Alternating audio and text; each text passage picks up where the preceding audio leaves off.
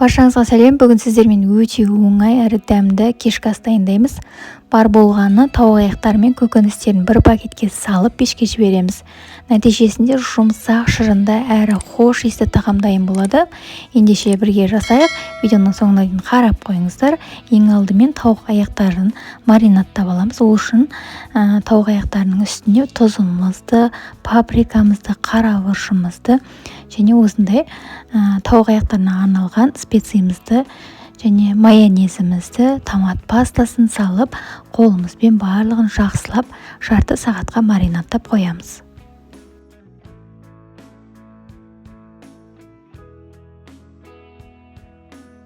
Жарты сағатымыз өтем дегенше көкөністерімізді ашып, осылай турап аламыз.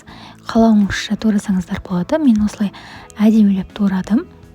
Бірінші картопты, сәбізді, болгар бұрышының барлығын әдемілеп турап аламыз.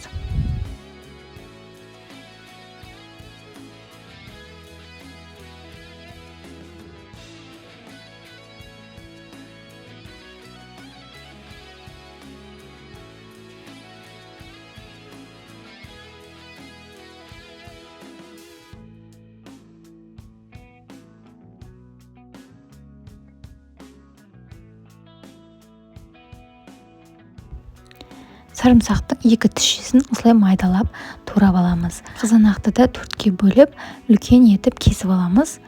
Енді барлығын ыдысымызға салып аламыз. Жаңа картоппен сәбізді және чесноктың үстіне қарабұрыш, тұз, паприкамыз және сұйық майымызды қосып, қолымызбен жақсылап араластырып аламыз.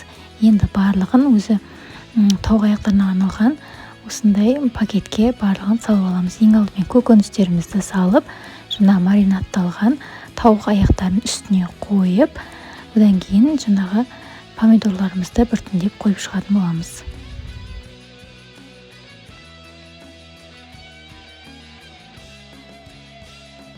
Барлығын әдемі етіп салып алдық. Енді аузын буып, алдын ала қыздырылған пеште 250 градуста 50 минут пісіріп аламыз. Осылай жарылып кетпеу үшін алдын ала зубочисткамен осылай тесіп аламыз бірнеше шетінен. Мінекей осымен біздің бар болғаны бірнеше қарапайым ингредиенттен керемет кешкі асымыз дайын болды. Бетіне әдемілік үшін осылай көк шөптерден сеуіп қойсаңыздар болады. Тағамыз өте жұмсақ, шырынды әрі хош иісті болып шығады. Сіздер жасап көріп, пікіріңізді қалдыруды ұмытпаңыздар. Рецепт ұнаған болса, лайк басып, каналыма тіркеліп алыңыздар. Ас болсын, келесі видеода да кездескенше аман сау болыңыздар.